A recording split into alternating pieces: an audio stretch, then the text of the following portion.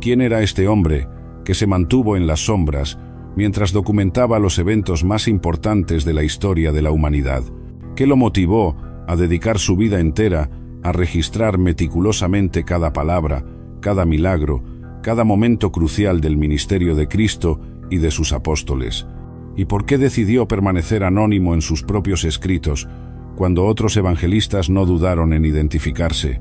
Su nombre era Lucas, y su historia está llena de secretos que la mayoría de los cristianos desconoce. Este médico gentil, educado en la cultura grecorromana, se convirtió en uno de los cronistas más influyentes de la fe cristiana. Pero su dedicación a Cristo le costaría todo: su carrera, su comodidad, su seguridad y finalmente su propia vida. Imagine por un instante el escenario: un hombre culto, próspero, con una profesión respetada en el mundo antiguo, que abandona todo para seguir a un predicador judío crucificado. En una época donde la lógica griega y el poder romano dominaban el mundo conocido, Lucas abraza una fe que el mundo considera locura. ¿Qué pudo haber visto? ¿Qué evidencia lo convenció de que Jesucristo era verdaderamente el Hijo de Dios? La respuesta comienza a revelarse cuando examinamos no solo lo que escribió, sino cómo lo escribió. Cada palabra de Lucas está cargada de una precisión que solo un testigo comprometido con la verdad absoluta podría alcanzar. Su evangelio no es solo un relato, es el testimonio de alguien que investigó cada detalle, que entrevistó a testigos oculares, que verificó cada hecho hasta estar completamente seguro de su veracidad. En Lucas 1, versículos 1 al 4, él mismo nos revela su metodología. Puesto que ya muchos han tratado de poner en orden la historia de las cosas que entre nosotros han sido ciertísimas, tal como nos lo enseñaron los que desde el principio lo vieron con sus ojos y fueron ministros de la palabra, me ha parecido también a mí, después de haber investigado con diligencia todas las cosas desde el principio, escribírtelas por orden, oh excelentísimo Teófilo, para que conozcas bien la verdad de las cosas en las cuales has sido instruido. ¿Nota usted la precisión de su lenguaje? Investigado con diligencia todas las cosas desde el principio. Este no es el vocabulario de alguien que simplemente recopila historias. Es el lenguaje de un investigador meticuloso, de un científico de la fe que no acepta nada sin verificación exhaustiva. Pero había algo aún más intrigante en la personalidad de Lucas. A diferencia de otros evangelistas que escribieron desde una perspectiva judía para audiencias judías, Lucas escribió desde una perspectiva universal para toda la humanidad. Él entendía que el evangelio no era exclusivo para un pueblo, sino para todas las naciones. Y esta comprensión no era accidental, era el resultado de su propia experiencia como gentil que había encontrado salvación en Cristo. La tradición cristiana primitiva nos dice que Lucas nació en Antioquía de Siria, una de las ciudades más cosmopolitas del Imperio Romano. Pero incluso estos detalles sobre su origen están rodeados de misterio. Lo que sí sabemos con certeza es que su encuentro con el cristianismo transformó no solo su vida personal, sino el curso entero de la historia cristiana. Mientras usted escucha esta historia, prepárese para descubrir secretos que han permanecido ocultos durante siglos. Los próximos capítulos revelarán cómo un médico gentil se convirtió en el historiador más confiable del cristianismo primitivo, cómo su amistad con el apóstol Pablo lo llevó a los confines del mundo conocido y cómo su compromiso inquebrantable con la verdad del Evangelio lo condujo finalmente al martirio. Esta no es solo la historia de un hombre, es el testimonio de alguien que arriesgó todo por preservar la verdad sobre Jesucristo para las generaciones futuras. Y esa verdad que él preservó tiene el poder de transformar su vida hoy mismo, tal como transformó la suya hace 2000 años. La respuesta comienza en las bulliciosas calles de Antioquía de Siria, donde el joven Lucas creció rodeado de la diversidad cultural más rica del mundo antiguo. Antioquía no era una ciudad cualquiera, era la tercera ciudad más importante del Imperio Romano, después de Roma y Alejandría. Sus calles resonaban con el sonido de múltiples idiomas: griego, latín, arameo, hebreo y docenas de dialectos locales. Era un crisol de culturas donde Oriente y Occidente se encontraban en una sinfonía de comercio, filosofía y religión. Imagine por un momento caminar por esas calles en el primer siglo después de Cristo. El aroma de especias exóticas se mezclaba con el olor del cuero curtido y el metal forjado. Mercaderes judíos negociaban con comerciantes griegos, mientras filósofos estoicos debatían con retóricos romanos en las esquinas. Templos paganos se alzaban junto a sinagogas, y en este ambiente extraordinariamente diverso, un joven médico gentil estaba siendo moldeado por influencias que pocos de su época experimentarían. Pero ¿qué sabemos realmente sobre la familia de Lucas? La Biblia guarda silencio sobre sus padres, sus hermanos o sus primeros años de vida. Sin embargo, hay pistas fascinantes que nos permiten reconstruir el ambiente que formó su carácter. El hecho de que llegara a ser médico nos dice que provenía de una familia con recursos económicos considerables. En el mundo antiguo, la educación médica era costosa y prolongada, accesible solo para aquellos que podían permitirse años de estudio sin necesidad de trabajar para subsistir. El camino para convertirse en médico, en el siglo I, era extraordinariamente exigente. Lucas habría comenzado su educación formal alrededor de los 7 años, estudiando primero gramática y literatura griega. Habría memorizado largos pasajes de Homero, Hesíodo y los grandes trágicos. A los 14 años, habría progresado a la retórica, aprendiendo el arte de la persuasión y la argumentación lógica, que más tarde se reflejaría en la estructura cuidadosa de sus escritos. Pero la verdadera especialización habría comenzado cuando decidió estudiar medicina. En Antioquía existían escuelas médicas influenciadas por las tradiciones de Hipócrates y Galeno. Lucas habría estudiado anatomía diseccionando cadáveres, una práctica que muchas culturas consideraban tabú. Habría aprendido sobre hierbas medicinales, procedimientos quirúrgicos rudimentarios y las teorías sobre los humores corporales que dominaban la medicina antigua. Lo que es absolutamente fascinante es cómo esta formación médica se refleja en sus escritos bíblicos. Cuando Lucas describe los milagros de sanidad de Jesús, usa terminología médica precisa que no aparece en otros evangelios. En Lucas, capítulo 4, versículo 38, cuando describe la sanidad de la suegra de Pedro, no solo dice que tenía fiebre, sino que especifica que era una fiebre alta, usando el término griego piretos megas, una descripción clínica precisa. Pero había algo aún más extraordinario desarrollándose en Antioquía durante los años formativos de Lucas. Esta ciudad estaba destinada a convertirse en uno de los centros más importantes del cristianismo primitivo. Fue aquí, según Hechos 11, versículo 26, donde a los discípulos se les llamó cristianos por primera vez. Lucas crecía en la misma ciudad donde el nombre de su futura fe estaba siendo acuñado. ¿Era esto coincidencia o había un propósito divino en que este futuro evangelista creciera en el epicentro del cristianismo gentil? La respuesta se vuelve aún más intrigante cuando consideramos que Antioquía albergaba una de las comunidades judías más grandes fuera de Palestina. Lucas habría estado expuesto desde joven a las escrituras hebreas, a las tradiciones mesiánicas y a los debates teológicos que preparaban el camino para la venida de Cristo. Su educación griega le habría enseñado a valorar la investigación meticulosa y la verificación de fuentes.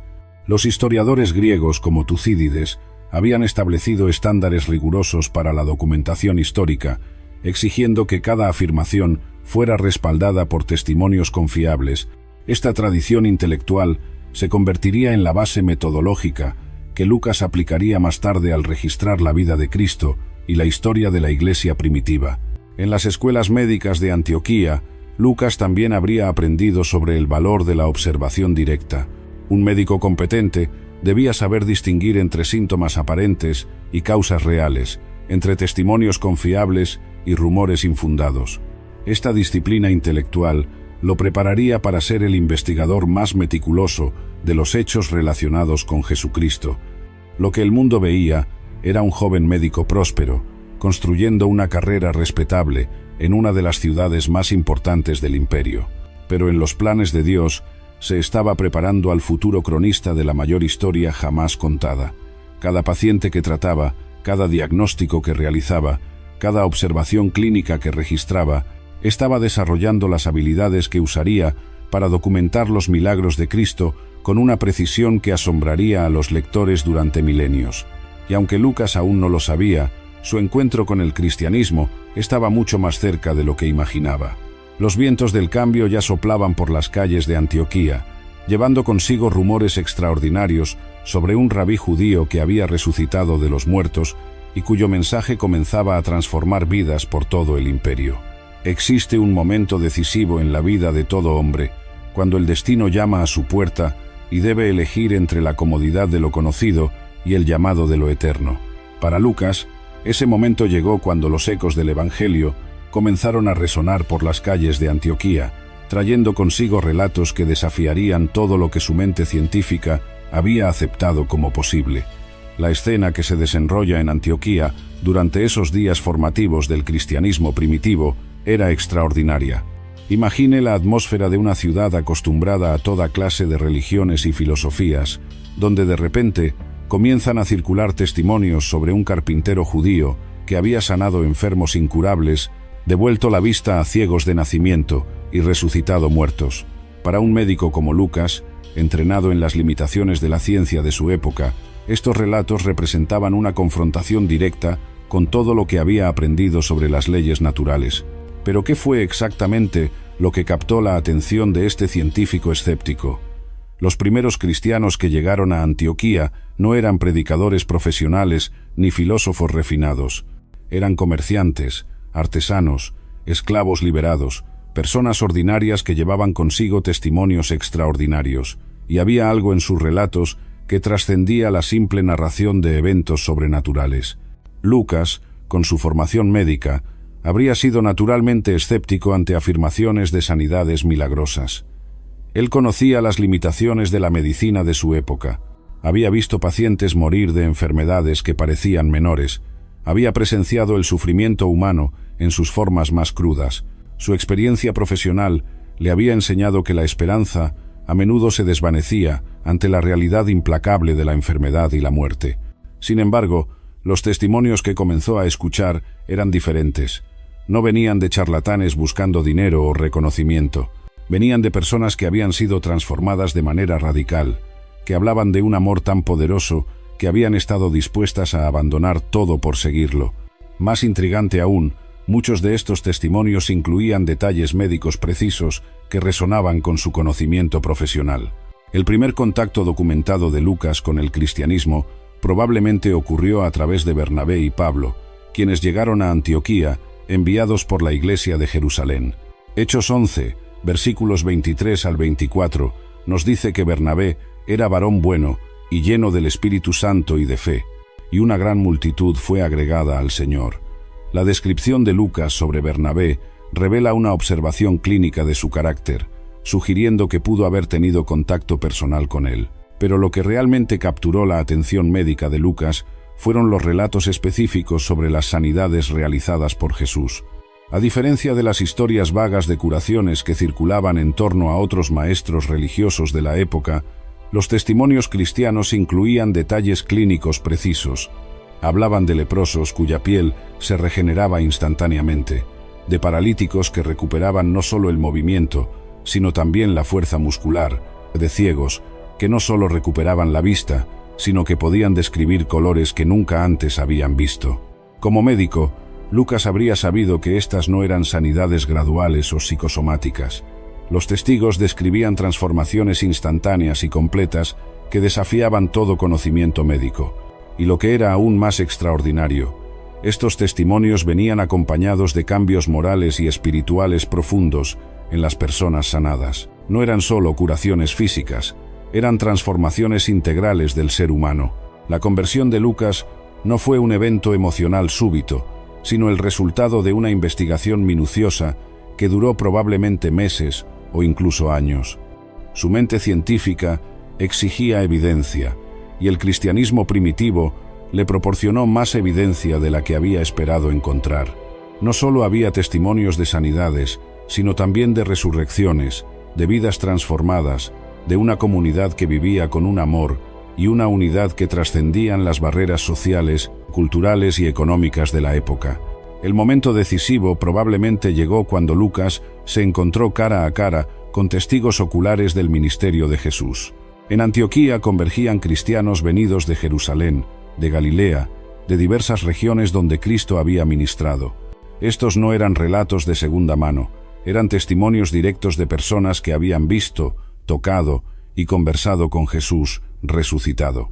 Para un hombre entrenado en el método científico de observación y verificación, la convergencia de tantos testimonios independientes pero coherentes representaba una evidencia abrumadora, más aún cuando estos testimonios venían de personas que no tenían nada que ganar materialmente y todo que perder al sostener sus afirmaciones. Y entonces llegó el momento que cambiaría su vida para siempre. Tal vez fue durante una reunión cristiana en una casa de Antioquía, o quizás en un encuentro personal con Pablo. De repente, Lucas se encontró no solo evaluando evidencias externas, sino experimentando una transformación interna que su entrenamiento médico no podía explicar. El Espíritu Santo que había oído describir en tantos testimonios, ahora se movía en su propio corazón. En ese momento decisivo, el médico próspero murió y nació el discípulo.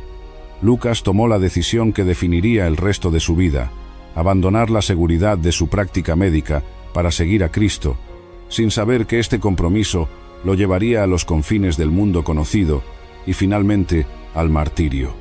Pero había algo en esa llamada que trascendía cualquier consideración personal.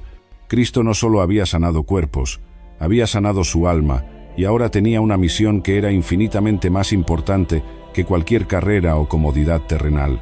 Pero había algo aún más profundo desarrollándose en el corazón de Lucas, algo que su mente analítica no podía comprender completamente, pero que su espíritu reconocía como verdad absoluta.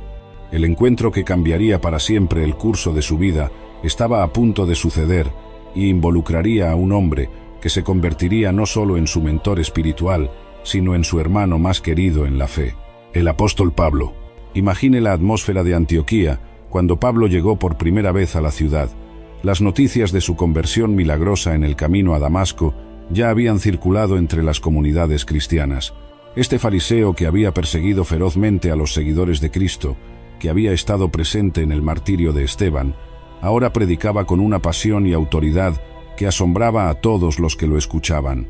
Para Lucas, el encuentro con Pablo representó la convergencia perfecta entre investigación rigurosa y experiencia espiritual auténtica. Pablo no era solo un predicador carismático, era un teólogo profundo que podía explicar con claridad meridiana cómo las profecías del Antiguo Testamento se cumplían en Jesucristo. Su formación rabínica bajo Gamaliel, combinada con su experiencia personal de encuentro con Cristo resucitado, lo convertía en la fuente más autorizada sobre la fe cristiana fuera de los 12 apóstoles originales. Lo que fascinó a Lucas fue la manera en que Pablo conectaba la lógica griega con la revelación divina. A diferencia de otros predicadores que simplemente declaraban verdades espirituales, Pablo construía argumentos sólidos, refutaba objeciones y presentaba evidencias de manera que satisfacía tanto el corazón como la mente. Para un intelectual como Lucas, esta aproximación a la fe era irresistible, pero el momento que selló para siempre el destino de Lucas ocurrió cuando Pablo le extendió una invitación que cambiaría no solo su vida, sino la historia del cristianismo.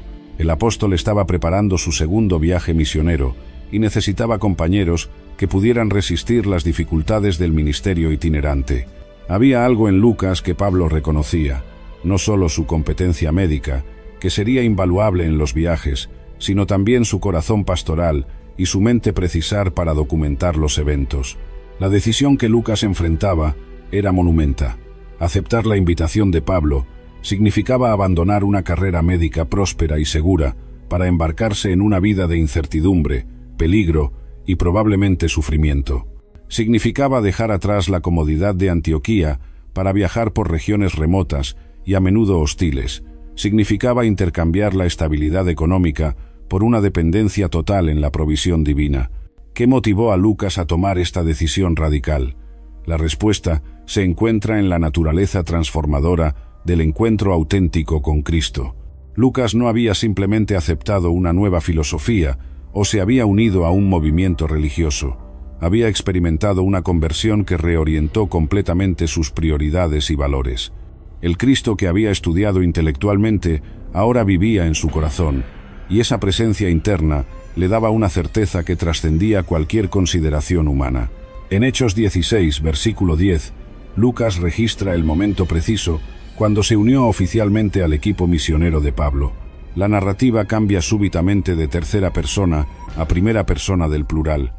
Y cuando vio la visión, enseguida procuramos partir para Macedonia, dando por cierto que Dios nos llamaba para que les anunciásemos el Evangelio. Ese cambio aparentemente menor en la gramática marca uno de los momentos más significativos en la historia del cristianismo primitivo.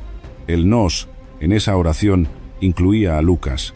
Ahora él no era solo un observador de los eventos, era un participante activo en la expansión del Evangelio.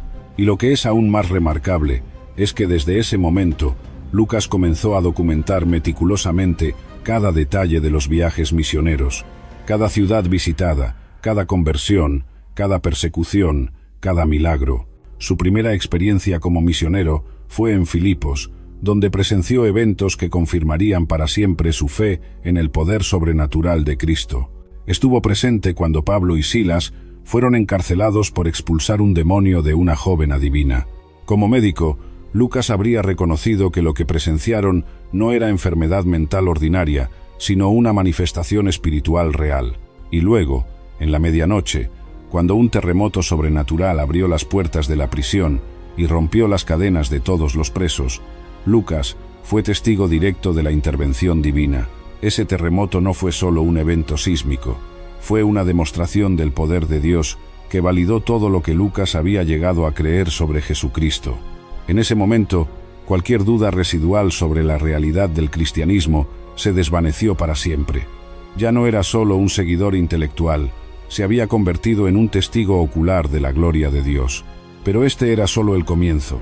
Los próximos años lo llevarían a través del Imperio Romano, donde sería testigo de milagros aún más extraordinarios, de conversiones que transformarían ciudades enteras y de una persecución que pondría a prueba su fe hasta los límites.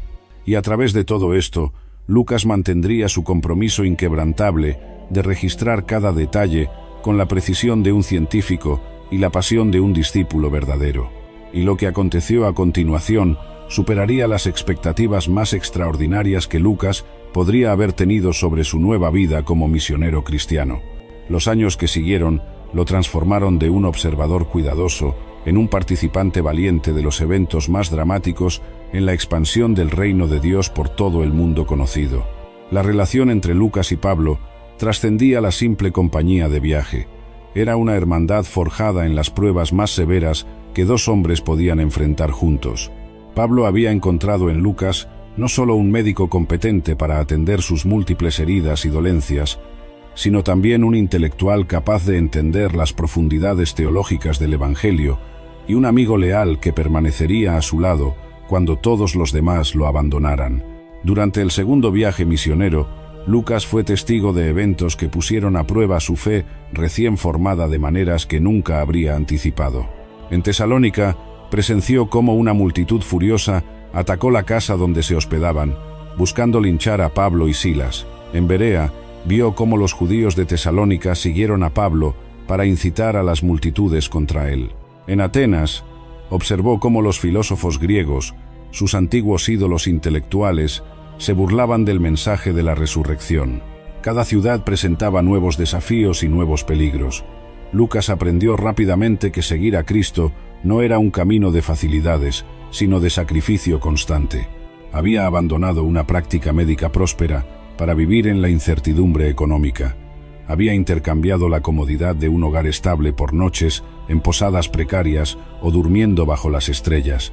Había dejado atrás la seguridad social para convertirse en fugitivo en muchas ciudades donde el cristianismo era visto como una amenaza. Pero también presenció milagros que confirmaban día tras día la veracidad del Evangelio que había abrazado. En Listra, vio cómo Pablo sanó a un hombre que había nacido paralítico, un caso que como médico sabía que era médicamente imposible. Las piernas atrofiadas del hombre se fortalecieron instantáneamente y él comenzó a caminar y saltar, alabando a Dios. Lucas registró este milagro en Hechos 14, versículos 8 al 10, pero sus palabras apenas pueden capturar el asombro que debió sentir al presenciar tal demostración del poder divino. Durante el tercer viaje misionero, Lucas acompañó a Pablo a Éfeso, donde presenció algunos de los eventos más extraordinarios de toda la historia cristiana primitiva. La ciudad era un centro de ocultismo y magia, hogar del famoso templo de Diana, una de las 7 maravillas del mundo antiguo. Pero cuando Pablo llegó con el Evangelio, el poder de las tinieblas comenzó a desmoronarse de manera visible y dramática.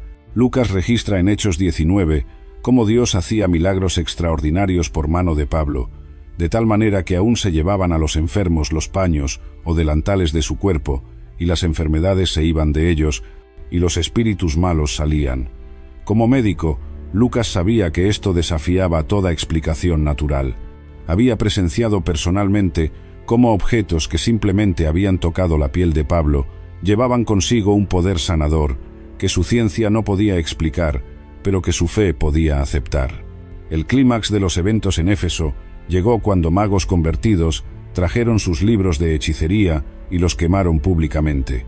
Lucas calcula que el valor de esos libros era de 50.000 piezas de plata, una suma astronómica que representaba el salario de más de 130 años de trabajo. Pero había algo aún más significativo en ese acto. Representaba el triunfo absoluto de la luz sobre las tinieblas, de la verdad sobre la mentira, de Cristo sobre Satanás. Las pruebas que Lucas enfrentó junto a Pablo no eran solo externas. Había momentos de duda, de cansancio, de desánimo, que ponían a prueba su fe hasta los límites.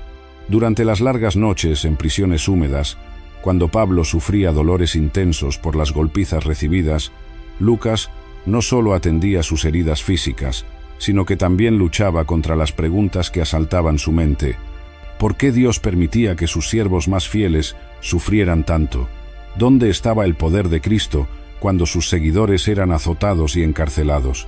Pero era precisamente en esos momentos de mayor prueba cuando Lucas presenció las manifestaciones más poderosas de la gracia divina. Vio cómo Pablo y Silas cantaban himnos en la prisión de Filipos a medianoche, con las espaldas sangrantes por los azotes.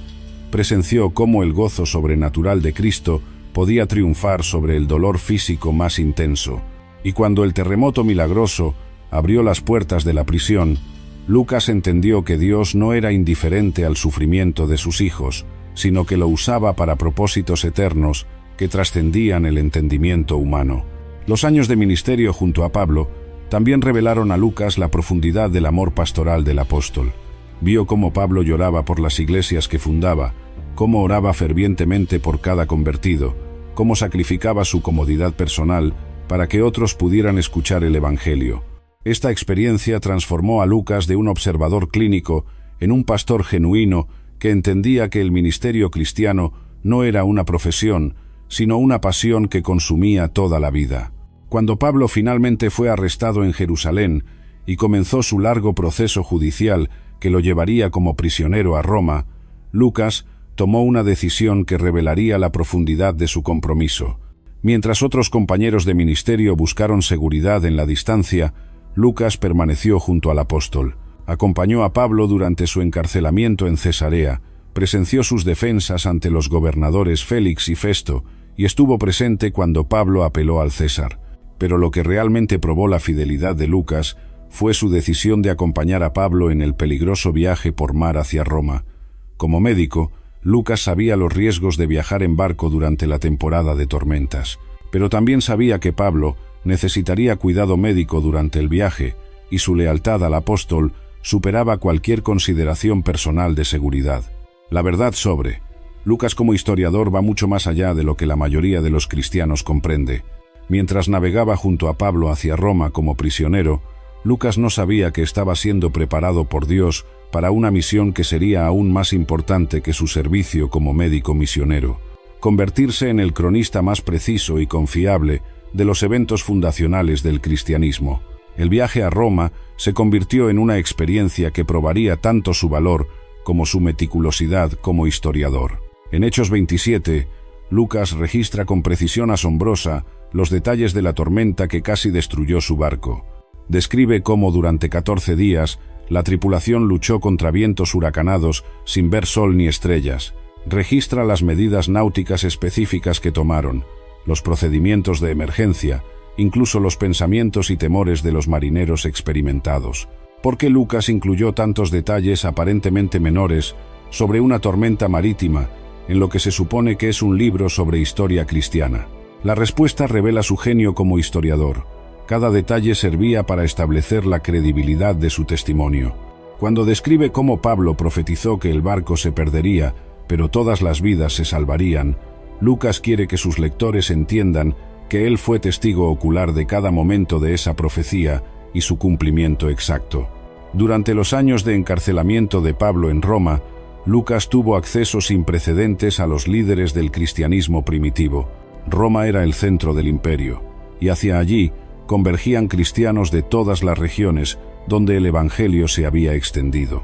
Lucas aprovechó esta oportunidad única para entrevistar a testigos oculares, recopilar documentos y verificar cada detalle de los eventos que planeaba registrar. La metodología de Lucas como historiador era revolucionaria para su época.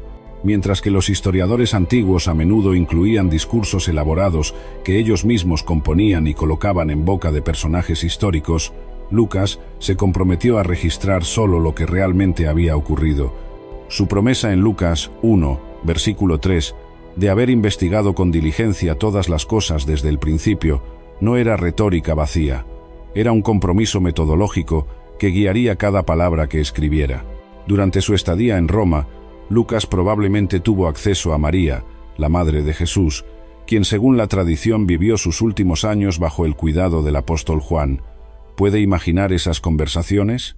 Lucas, con su curiosidad científica y su reverencia espiritual, haciendo preguntas cuidadosas a la mujer que había llevado al Salvador en su vientre.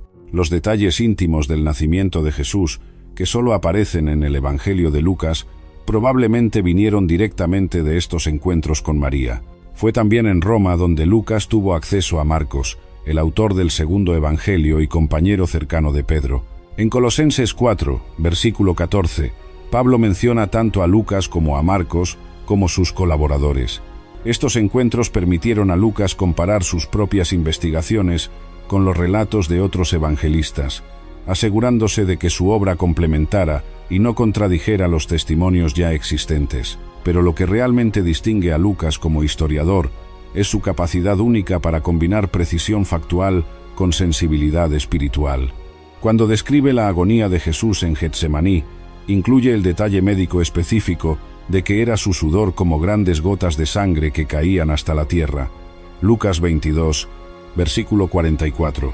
Como médico, Lucas reconocía este fenómeno como hematidrosis, una condición médica rara causada por estrés extremo. Su inclusión de este detalle no era casualidad, era evidencia de su compromiso con la precisión científica, incluso al describir eventos sobrenaturales. La genialidad de Lucas como historiador también se revela en su estructura narrativa. Su Evangelio y el libro de Hechos forman una obra de 2 volúmenes que traza meticulosamente la expansión del reino de Dios desde Galilea hasta Roma. En el Evangelio muestra cómo Jesús cumplió las profecías mesiánicas y estableció los fundamentos de la salvación. En Hechos documenta cómo esa salvación se extendió a todas las naciones, cumpliendo la Gran Comisión. Su aproximación al material histórico era tan rigurosa que incluía información que otros evangelistas pasaron por alto. Solo Lucas registra el censo de Quirinio que llevó a José y María a Belén, proporcionando el contexto histórico específico del nacimiento de Jesús. Solo él menciona que Jesús tenía como 30 años cuando comenzó su ministerio, ofreciendo un marcador cronológico preciso. Solo él registra que la crucifixión ocurrió durante el gobierno de Poncio Pilato, Herodes Antipas y el sumo sacerdote Anás y Caifás, estableciendo múltiples referencias históricas verificables. Pero Lucas entendía que la historia verdadera trasciende los meros hechos cronológicos. Su objetivo no era simplemente documentar eventos, sino revelar cómo Dios había estado trabajando a través de la historia humana para traer salvación al mundo. Cada milagro que registró, cada conversión que documentó, cada persecución que describió, servía para demostrar que Jesucristo era verdaderamente el Hijo de Dios, y que su muerte y resurrección habían abierto el camino de salvación para toda la humanidad. Y mientras escribía, Lucas sabía que estaba preservando para las generaciones futuras el testimonio de los eventos más importantes que jamás habían ocurrido en la tierra. No podía imaginar que sus palabras serían leídas por millones de personas a lo largo de 2 milenios, pero su dedicación a la precisión y la verdad aseguraría que su testimonio permaneciera como un fundamento inquebrantable de la fe cristiana. Pero había secretos aún más profundos que Lucas había descubierto a través de sus investigaciones meticulosas, secretos que ningún otro evangelista había registrado y que revelan aspectos del carácter de Cristo que transformarían para siempre la comprensión de quién es verdaderamente nuestro Salvador. Estos relatos exclusivos no fueron casualidades, fueron el resultado de la dedicación extraordinaria de Lucas a entrevistar a testigos que otros no habían consultado y a preservar testimonios que podrían haberse perdido para siempre. El tesoro más precioso de las investigaciones de Lucas fue su acceso privilegiado a las mujeres que habían seguido a Jesús. En una cultura donde el testimonio femenino era frecuentemente desestimado, Lucas reconoció la importancia crucial de sus relatos. Fue a través de estas entrevistas que obtuvo algunos de los detalles más íntimos y conmovedores sobre la vida de Cristo que aparecen en todo el Nuevo Testamento. Imagine la escena cuando Lucas se sentó con María, la madre de Jesús, para escuchar sus recuerdos sobre el nacimiento del Salvador. Solo Lucas registra la anunciación del ángel Gabriel a María, con diálogos tan específicos que solo podrían haber venido de la propia María. En Lucas 1, versículos 26 al 38, Lucas preserva las palabras exactas del ángel: «Salve, muy favorecida, el Señor es contigo, bendita tú entre las mujeres». La respuesta de María revela su carácter extraordinario. «¿Cómo será esto? Pues no conozco varón». Y cuando el ángel le explica que el Espíritu Santo vendría sobre ella, María responde con una humildad que trasciende siglos: «He aquí la sierva del Señor, hágase conmigo conforme a tu palabra». Lucas registra estos detalles porque reconocía que estaba documentando el momento más crucial en la historia de la humanidad, el momento cuando Dios se hizo hombre. Solo Lucas nos da el Magnificat, el cántico profético de María, que revela su profundo conocimiento de las Escrituras y su comprensión del propósito eterno de Dios. «Mi alma engrandece al Señor, y mi espíritu se regocija en Dios mi Salvador, porque ha mirado la bajeza de su sierva, pues he aquí, desde ahora me dirán bienaventurada todas las generaciones». Lucas 1, versículos 46 al 48. Estas palabras proféticas, preservadas por Lucas, han consolado y fortalecido a millones de creyentes a lo largo de la historia. Pero los tesoros exclusivos de Lucas van mucho más allá del nacimiento de Cristo. Solo él registra la parábola del buen samaritano, una historia que Jesús contó en respuesta a un intérprete de la ley que quería justificarse preguntando: «¿Y quién es mi prójimo?». La respuesta de Jesús, preservada únicamente por Lucas, revolucionó para siempre el concepto del amor cristiano. En esta parábola, Cristo presenta a un samaritano, miembro de un pueblo despreciado por los judíos, como el ejemplo perfecto de compasión. Mientras un sacerdote y un levita, representantes de la élite religiosa, pasan de largo ante un hombre herido, el samaritano se detiene, venda sus heridas, lo lleva a una posada y paga por su cuidado. La pregunta final de Jesús penetra el corazón: «¿Quién pues de estos tres te parece que fue el prójimo del que cayó en manos de los ladrones?». Lucas 10, versículo 36. Esta parábola, que podría haberse perdido para siempre sin la diligencia de Lucas, se ha convertido en uno de los fundamentos de la ética cristiana, inspirando hospitales, organizaciones benéficas y actos innumerables de compasión a lo largo de 2 milenios. Igualmente preciosa es la parábola del hijo pródigo, que Lucas preserva en el capítulo 15 de su Evangelio. Esta historia encapsula la esencia misma del Evangelio: un padre amoroso que espera pacientemente el regreso de un hijo rebelde, que corre a recibirlo cuando lo ve venir de lejos, y que celebra su retorno con una fiesta gloriosa. Jesús concluye la parábola con palabras que resuenan a través de los siglos: «Era necesario hacer fiesta y regocijarnos, porque este tu hermano era muerto, y ha revivido, se había perdido, y es hallado». Lucas 15, versículo 32. Solo Lucas registra también el encuentro de Jesús con Zaqueo, el recaudador de impuestos corrupto, que se subió a un árbol para ver al Salvador. Cuando Jesús se detiene bajo el árbol y le dice: «Zaqueo, date prisa, desciende, porque hoy es necesario que pose yo en tu casa», está declarando que ningún pecador está más allá del alcance de su gracia. La transformación instantánea de Zaqueo, quien promete devolver 4 veces lo que había robado, demuestra el poder regenerador del encuentro auténtico con Cristo. Lucas 19, versículos 1 al 10. Otro tesoro exclusivo de Lucas es su relato de los 2 discípulos en el camino a Emaús. Solo él preserva esta historia extraordinaria de cómo Jesús resucitado se unió a 2 seguidores desanimados que huían de Jerusalén tras la crucifixión. Durante horas, Cristo les explicó las Escrituras, mostrando cómo su muerte y resurrección habían sido profetizadas. Pero ellos no lo reconocieron hasta que Él partió el pan en su casa. No ardía nuestro corazón en nosotros mientras nos hablaba en el camino y cuando nos abría las Escrituras. Lucas 24, versículo 32. Estos relatos exclusivos revelan que Lucas tuvo acceso a círculos íntimos de seguidores de Cristo que otros evangelistas no alcanzaron. Su dedicación a preservar estos testimonios nos ha dado algunas de las ventanas más claras al corazón compasivo de Cristo y a su amor incondicional por toda la humanidad.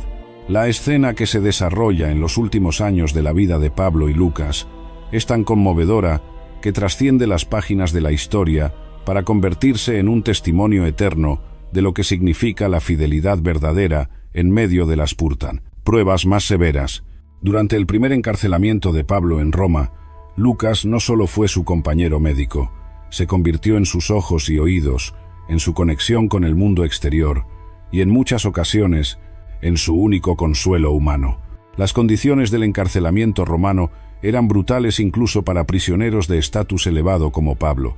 Lucas, con su entrenamiento médico, habría estado dolorosamente consciente de cómo las cadenas constantes, la humedad de la prisión y la alimentación inadecuada afectaban el cuerpo ya debilitado del apóstol. Pablo había soportado 5 veces 39 azotes de los judíos, 3 veces había sido golpeado con varas, una vez apedreado hasta quedar inconsciente, y había sufrido múltiples naufragios. Su cuerpo llevaba las cicatrices de décadas de servicio sacrificial a Cristo. Pero Lucas presenció algo que desafió toda su comprensión médica: cómo el gozo sobrenatural de Cristo puede sustentar a un hombre incluso cuando su cuerpo está al límite de la resistencia humana. Desde la prisión, Pablo escribió sus cartas más gozosas: Efesios, Filipenses, Colosenses y Filemón. Estas epístolas, llenas de alabanza y acción de gracias, fueron dictadas a Lucas mientras Pablo llevaba cadenas en sus muñecas y tobillos. En Filipenses 1, versículos 12 y 13, Pablo declara: «Quiero que sepáis, hermanos, que las cosas que me han sucedido han redundado más bien para el progreso del Evangelio, de tal manera que mis prisiones se han hecho patentes en Cristo, en todo el pretorio y a todos los demás». Lucas fue testigo de cómo esta actitud transformó la prisión romana en un centro de evangelización. Guardias pretorianos, los soldados de élite del emperador, comenzaron a convertirse a Cristo después de observar la paz sobrenatural de Pablo en medio del sufrimiento. Durante estos años, Lucas también completó su investigación para el Evangelio que llevaría su nombre. Roma le proporcionó acceso a una red de cristianos que habían conocido personalmente a Jesús o habían sido testigos de su ministerio. Marcos estaba allí, proporcionando detalles de primera mano sobre los eventos que había presenciado como compañero de Pedro. Otros discípulos y seguidores de Cristo pasaban por Roma regularmente, y Lucas los entrevistaba meticulosamente. Su método de investigación era tan riguroso que incluía verificación cruzada de testimonios. Cuando múltiples testigos confirmaban el mismo evento desde perspectivas diferentes, Lucas lo registraba con confianza absoluta. Cuando había variaciones menores en los detalles, las investigaba hasta encontrar la explicación más probable. Su compromiso con la precisión era tan intenso que prefería omitir información antes que incluir algo de lo cual no estaba completamente seguro. Uno de los aspectos más extraordinarios del trabajo de Lucas en Roma fue su acceso a los archivos imperiales a través de convertidos que ocupaban posiciones en la administración romana. Esto le permitió verificar fechas específicas, confirmar detalles sobre gobernadores y funcionarios mencionados en su narrativa y establecer la cronología precisa de los eventos que describía. Su referencia en Lucas 3, versículo 1, al año 15 del imperio de Tiberio César, siendo gobernador de Judea Poncio Pilato y Herodes tetrarca de Galilea, demuestra su acceso a registros oficiales. Pero mientras Lucas trabajaba incansablemente en su evangelio y en el libro de Hechos, las condiciones para Pablo comenzaron a deteriorarse. El primer encarcelamiento había sido relativamente cómodo, con libertad para recibir visitantes y enseñar. Sin embargo, cuando Pablo fue arrestado nuevamente, las circunstancias fueron mucho más severas. Esta vez, el cargo era traición contra el emperador, y las condiciones de su prisión reflejaban la gravedad de la acusación. Lucas presenció cómo el hombre que había plantado iglesias por todo el mundo mediterráneo ahora languidecía en una celda fría y húmeda, con cadenas más pesadas y visitantes restringidos. Vio cómo el cuerpo del apóstol se debilitaba día tras día, pero también observó cómo su espíritu permanecía inquebrantable. Pablo seguía dictando cartas, orando por las iglesias y preparándose para enfrentar el tribunal imperial con la dignidad de un embajador del reino de Dios. En 2 Timoteo 4, versículos 6 y 7, Pablo dicta a Lucas palabras que revelan su conciencia de que el final se acerca, porque yo ya estoy para ser sacrificado, y el tiempo de mi partida está cercano. He peleado la buena batalla, he acabado la carrera, he guardado la fe. Estas palabras, preservadas por la fiel transcripción de Lucas, se han convertido en el testimonio más poderoso de victoria cristiana ante la muerte. Pero lo que más conmovió a Lucas fue presenciar cómo Pablo enfrentó su ejecución final.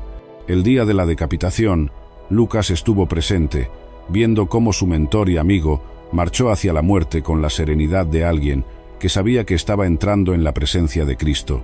Las últimas palabras de Pablo, dirigidas a Lucas, fueron un encargo sagrado: continuar el trabajo de preservar y proclamar la verdad del Evangelio, sin importar el costo personal. Esa escena final cambió a Lucas para siempre. Ya no era solo un historiador documentando eventos, se había convertido en el guardián de un legado sagrado que debía proteger y transmitir, sin importar las consecuencias que enfrentara por su fidelidad a Cristo. Después de la muerte de Pablo, Lucas enfrentó la decisión más crucial de su vida. El hombre que había sido su mentor, protector y hermano más querido, había partido para estar con Cristo, dejándolo solo en un mundo cada vez más hostil hacia el cristianismo. Los vientos de la persecución se intensificaban bajo el reinado de Domiciano, y ser conocido como seguidor de Cristo se había convertido en una sentencia de muerte virtual. Muchos cristianos comprenderían si Lucas hubiera decidido retirarse a una vida privada y segura. Había servido fielmente durante años, había documentado la historia del cristianismo primitivo, había arriesgado su vida en múltiples ocasiones, tenía más de 60 años, una edad avanzada para los estándares de la época, y podría haber justificado fácilmente una jubilación tranquila. Pero Lucas entendía algo que trascendía las consideraciones personales. Había recibido de Dios una misión que no terminaría hasta que su último aliento dejara su cuerpo. Los manuscritos de su Evangelio y del libro de Hechos necesitaban ser copiados y distribuidos. Las iglesias plantadas por Pablo necesitaban fortalecimiento y consolidación. Los nuevos convertidos necesitaban enseñanza y discipulado. Cristo lo había llamado no solo a documentar la historia, sino a continuar escribiéndola con su propia vida. Las tradiciones más antiguas de la Iglesia nos dicen que Lucas continuó su ministerio viajando por Grecia, especialmente por las regiones de Acaya y Beocia. Aquí estableció iglesias, ordenó líderes, y continuó su trabajo de preservar y transmitir las enseñanzas apostólicas. Su edad avanzada no disminuyó su celo evangelístico, si acaso lo intensificó, porque sabía que el tiempo era corto y la obra era inmensa. En estas regiones de Grecia, Lucas desarrolló un ministerio único que combinaba sus dones como médico, historiador y pastor. Las iglesias que estableció se caracterizaron por una comprensión profunda de la doctrina cristiana, resultado de la enseñanza meticulosa de alguien que había sido entrenado directamente por Pablo. También se destacaron por su cuidado compasivo hacia los enfermos y necesitados, reflejo del corazón médico de su fundador. Pero la fama de Lucas como historiador del cristianismo también se convirtió en su mayor peligro. Las autoridades romanas habían identificado los escritos cristianos como herramientas poderosas para la propagación de lo que consideraban una religión subversiva. Los evangelios y las epístolas circulaban clandestinamente por todo el imperio, fortaleciendo la fe de los creyentes y convirtiendo a nuevos seguidores de Cristo. Lucas, como autor del relato más completo y convincente sobre Jesús, se había convertido en un objetivo prioritario para la persecución imperial. La situación se volvió aún más peligrosa cuando copias del Evangelio de Lucas y Hechos de los Apóstoles llegaron a manos de funcionarios romanos. Estos documentos no eran solo relatos religiosos, eran testimonios históricos que validaban las afirmaciones cristianas sobre la divinidad de Cristo. Contenían nombres de funcionarios romanos, referencias a eventos verificables y argumentos tan sólidos que representaban una amenaza intelectual seria para la ideología imperial. El decreto final de persecución contra Lucas llegó después de que sus escritos fueran utilizados en el juicio de varios cristianos prominentes. Los acusados habían citado pasajes específicos del Evangelio de Lucas para defender su fe, demostrando cómo estos documentos fortalecían la resistencia cristiana contra la adoración imperial obligatoria. Las autoridades romanas decidieron que era necesario eliminar no solo las copias de estos escritos, sino también a su autor. Según las tradiciones más confiables, Lucas fue capturado mientras ministraba en Tebas, una ciudad de Beocia donde había establecido una comunidad cristiana floreciente. Su arresto no fue violento. Lucas se entregó voluntariamente cuando supo que su resistencia podría poner en peligro a los creyentes locales. Con la dignidad de alguien que había aprendido de Pablo cómo enfrentar la persecución, Lucas marchó hacia su destino final, sabiendo que estaba siguiendo los pasos de su Salvador. El juicio de Lucas fue una farsa desde el principio. Las autoridades no estaban interesadas en justicia. Querían hacer un ejemplo público que disuadiera a otros de seguir escribiendo o distribuyendo literatura cristiana. Le ofrecieron la libertad a cambio de denunciar sus escritos como ficción y renunciar públicamente a su fe en Cristo. La respuesta de Lucas fue la misma que había dado durante décadas de ministerio. Es necesario obedecer a Dios antes que a los hombres. Hechos 5, versículo 29. El método de ejecución elegido para Lucas fue el ahorcamiento, una forma de muerte considerada particularmente humillante en la cultura romana. Pero para Lucas, que había estudiado cómo Cristo mismo había muerto colgado de una cruz, esta forma de martirio representaba una participación profunda en los sufrimientos de su Salvador. Las últimas horas de Lucas fueron un testimonio del poder transformador del Evangelio que había documentado tan fielmente. Testigos cristianos que lograron acercarse al lugar de ejecución reportaron que Lucas usó sus momentos finales para predicar a la multitud reunida, explicando cómo su muerte voluntaria era un testimonio de su confianza absoluta en la resurrección prometida por Cristo. Cuando la cuerda se tensó alrededor de su cuello, Lucas pronunció sus últimas palabras audibles: «Padre, en tus manos encomiendo mi espíritu», las mismas palabras que Jesús había dicho en la cruz y que él mismo había registrado en Lucas 23, versículo 46. En ese momento final, el evangelista se convirtió en un eco viviente del Evangelio que había preservado para la posteridad. Ahora comprendemos la magnitud completa del sacrificio de Lucas y el tesoro inmensurable que su fidelidad nos ha legado. Su muerte no fue el final de su ministerio, fue la culminación gloriosa de una vida dedicada completamente a preservar y proclamar la verdad sobre Jesucristo. Los manuscritos que escribió con sus propias manos, los testimonios que recopiló con tanta diligencia y la precisión histórica con que documentó los eventos del cristianismo primitivo, se convirtieron en fundamentos inquebrantables de la fe cristiana. Durante 2000 años, millones de personas han encontrado a Cristo a través de las páginas del Evangelio de Lucas. Sus relatos sobre el nacimiento virginal de Jesús han llevado esperanza a madres en todo el mundo. Sus parábolas exclusivas han consolado a pecadores arrepentidos y han inspirado actos innumerables de compasión. Su documentación meticulosa de los milagros de Cristo ha fortalecido la fe de creyentes en momentos de duda y ha proporcionado evidencia sólida para la defensa del Evangelio. El libro de Hechos, que Lucas completó poco antes de su martirio, se ha convertido en el manual definitivo para el crecimiento de la Iglesia. Misioneros de todas las épocas han seguido los principios que Lucas documentó sobre evangelización, plantación de iglesias y expansión del reino de Dios. Los avivamientos más poderosos de la historia cristiana han seguido los patrones que Lucas preservó sobre el mover del Espíritu Santo en la Iglesia primitiva. Pero el legado de Lucas trasciende incluso sus escritos inmortales. Su vida demuestra que Dios puede usar a cualquier persona, sin importar su trasfondo, educación o nacionalidad, para propósitos eternos. Lucas era gentil en una fe que comenzó entre judíos. Era médico en un movimiento liderado por pescadores. Era intelectual en una religión que el mundo consideraba para ignorantes. Sin embargo, Dios lo usó de manera única e irreemplazable. Su ejemplo de investigación meticulosa ha establecido el estándar para la apologética cristiana. Lucas demostró que la fe auténtica no teme el escrutinio. Al contrario, se fortalece bajo investigación rigurosa. Su compromiso con la verdad factual ha proporcionado a la Iglesia los fundamentos históricos necesarios para defender la credibilidad del cristianismo ante cualquier desafío intelectual. Su fidelidad a Pablo hasta el martirio ilustra el tipo de lealtad que debe caracterizar las relaciones cristianas auténticas. En una época de individualismo y conveniencia personal, el ejemplo de Lucas nos recuerda que el verdadero discipulado a veces requiere sacrificios que trascienden la comprensión humana. Antes de continuar con nuestra reflexión final, si este contenido ha bendecido su vida, si ha tocado su corazón, le pido que me ayude a alcanzar más personas con este mensaje.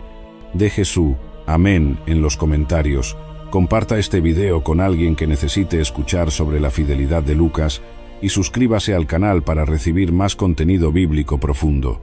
Su apoyo hace posible que continuemos llevando estas verdades transformadoras a corazones sedientos de esperanza. La historia de Lucas nos confronta con preguntas que no podemos evadir. ¿Estamos dispuestos a pagar el precio que requiere la fidelidad auténtica a Cristo? ¿Valoramos la verdad del Evangelio lo suficiente como para sacrificar comodidad, seguridad e incluso la vida misma por preservarla y proclamarla? Entendemos que cada uno de nosotros ha sido llamado no solo a creer en Cristo, sino a vivir de tal manera que otros puedan ver su realidad a través de nuestras vidas. Lucas respondió afirmativamente a todas estas preguntas. Su vida fue una demostración continua de que Cristo es digno de cualquier sacrificio, de que el Evangelio es más valioso que la vida misma y de que la fidelidad a Dios produce frutos eternos que trascienden infinitamente cualquier pérdida temporal. Si usted ha sido tocado por esta historia, si el Espíritu Santo está obrando en su corazón en este momento, quiero invitarlo a tomar la misma decisión que tomó Lucas hace 2000 años. Tal vez usted ha estado viviendo como un observador del cristianismo, admirando a Cristo desde la distancia, pero sin comprometer completamente su vida con Él. Tal vez ha estado esperando el momento perfecto, las circunstancias ideales, la seguridad absoluta antes de entregarse totalmente al Salvador. Pero la historia de Lucas nos enseña que la fidelidad a Cristo no espera condiciones perfectas. Se manifiesta precisamente en medio de la incertidumbre, del peligro y del costo personal. Si usted desea experimentar la misma transformación que experimentó Lucas, si quiere conocer el gozo que sostuvo a Pablo en la prisión, si anhela la paz que acompañó a estos hombres incluso hasta el martirio, le invito a tomar la decisión más importante de su vida. Si usted desea reconciliarse con Jesucristo, si quiere experimentar el perdón de sus pecados y la garantía de vida eterna, si está listo para seguir a Cristo sin importar el costo, escriba en los comentarios: «Yo te acepto, Señor Jesús, como mi único y suficiente Señor y Salvador de mi vida». Esta no es solo una oración, es una declaración de guerra contra las tinieblas, un compromiso con la verdad eterna y una decisión que determinará su destino por toda la eternidad. Lucas pagó el precio supremo por mantener esta verdad viva para nosotros. Ahora es nuestro turno de asegurar que su sacrificio no fue en vano, viviendo vidas que honren el Evangelio que Él preservó con su sangre. Hasta la próxima, y que Dios bendiga abundantemente su vida con la misma fidelidad inquebrantable que caracterizó a Lucas, el médico que se convirtió en evangelista y que pagó el precio final por su amor a Cristo.